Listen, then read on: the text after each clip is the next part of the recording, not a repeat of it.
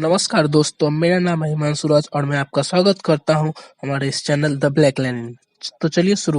Friends, आज के video में हम बात करेंगे अमेरिकन पोएट वॉल्ट व्हिटमैन की एक पोएम के बारे में जिसका नाम है सॉन्ग ऑफ माई सेल्फ।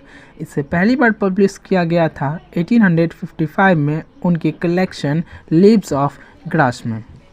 लेकिन जब इसे पब्लिश किया गया था तब व्हिटमैन ने इस पोएम को कोई टाइटल नहीं दिया था। 1881 में इसे पहली बार टाइटल दिया गया था song of my self. Friends, ये पोएम जो है इसकी एक ही थीम है, वो है आइडिया ऑफ सेल्फ।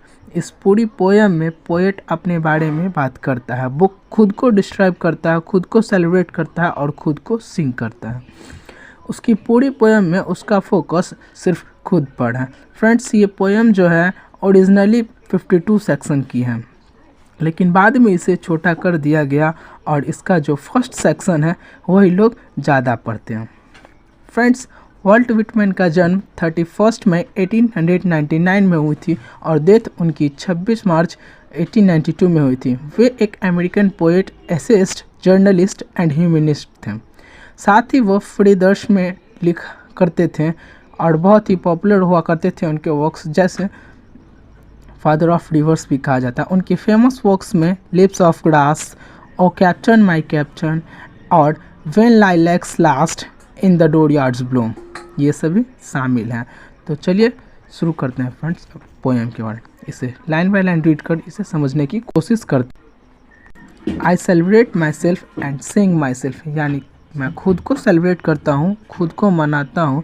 जैसे कि मैं एक फेस्टिवल मनाते हैं वैसे ही मैं खुद को सेलिब्रेट करता हूँ। एंड सिंग माई सेल्फ, खुद को ही गाता हूँ जैसे कि एक सॉन्ग की तरह। यानी कि पोएट कह रहा है कि मैं एक फेस्टिवल ही हूँ जो सॉन्ग गा रहा हूँ और ख़ुद को ही सेलिब्रेट कर रहा हूँ और ख़ुद को ही गा लेता हूँ।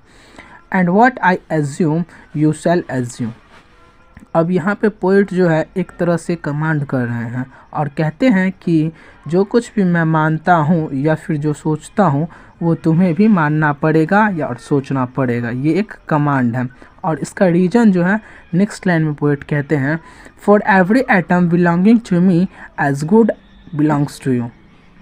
यानी मेरे शरीर का हर एक कण जो है वो उतना ही मेरा है जितना वो तुम्हारा है। यानी हमारे बॉडी का जो एटम्स हैं वो सिमिलर्स हैं और इसका कारण क्या है, वो ये है कि हम एक ही जगह से बिलोंग करते हैं, यानी हम सभी अमेरिका के हैं। ये पोएम जब लिखी गई थी वो अमेरिकन ऑडियंस के लिए लिखी गई थी। पोएट का कहना है कि हम इसी मिट्टी से बने हुए हैं, इसीलिए हमारे जो एटम्स हैं वो भी सेम है, इसीलिए हमारी तुम्हारी बात से एग्री करनी चाहिए और हमारी तुम्हारी सोच बिल्कुल एक तरी होनी चाहिए। I love and invite my soul. Love का मतलब होता है घूमना, भटकना। तो पोएट कहते हैं कि मैं घूमता हूँ, भटकता हूँ और अपनी आत्मा को, सोल यानी आत्मा, मैं अपनी आत्मा को इन्वाइट करता हूँ, उसे अपने पास बुलाता हूँ। I lean and loafe at my ease observing a spear of summer grass. साथ ही मैं घूमता हूँ, भटकता हूँ और झुककर गर्मी के मौसम में जो घास की नोक होती है उसे आराम से देखता हूँ और ऑब्जर्व करता हूँ। यानी यहाँ पे पोएट कह रहा है कि मैं नेचर को ऑब्जर्व कर रहा हूँ। घास की ऊपरी हिस्सा जो है वह एक स्पीयर की तरह है। फ्रेंड्स, यहाँ पे स्पीयर का मतलब भाला होता है। पोएट का कहना है कि भाले की तरह एक नोकीला होती है और मैं उसे ऑब्जर्व करती हूँ, वो इसलिए क्योंकि वो मेरे पास खुद के लिए बहुत टाइम है।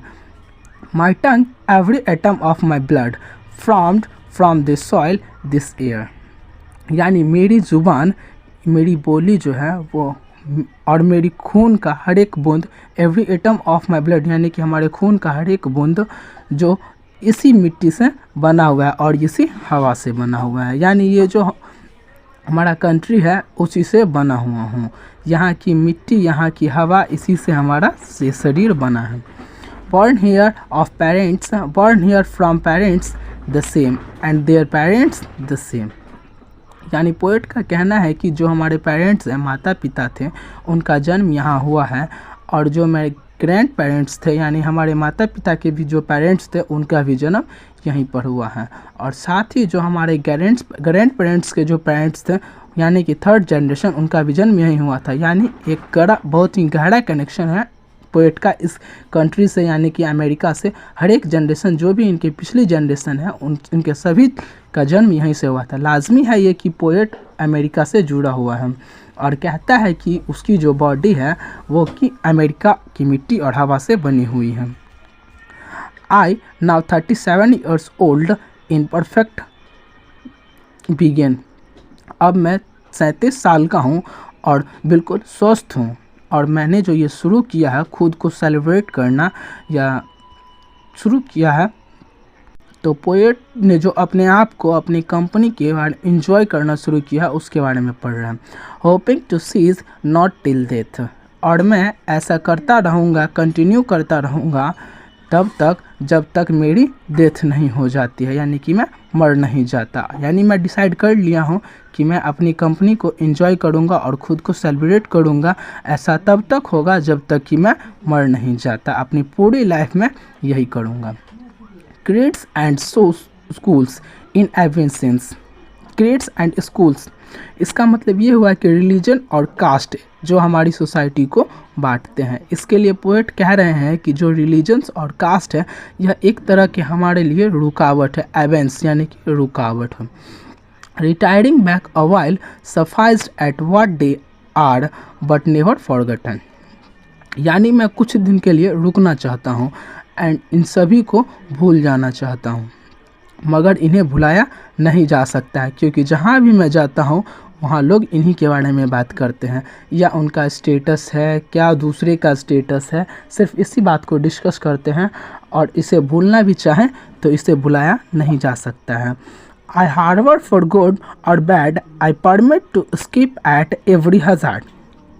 यानी मैं सही और गलत दोनों को ही स्वीकारता हूँ और उन पर विश्वास रखता हूँ। यानी ये नहीं है कि मैं सिर्फ अच्छाई की तरफ हूँ या फिर सिर्फ बुराई की तरफ हूँ, मैं एक मिडिल में हूँ। दोनों ही चीज़ों के बीच में एक बैलेंस है मेरा, जो कि साथ ही हर एक परेशानी पे यानी हर एक खतरे पे बोलने पे हमें कोई प्रॉब्लम क्रिएट नहीं करता है। और मेरे अंदर यह वह ताकत है कि मैं हर एक परेशानी के बारे में बात कर सकता हूँ, उसे डिस्कस कर सकता हूँ।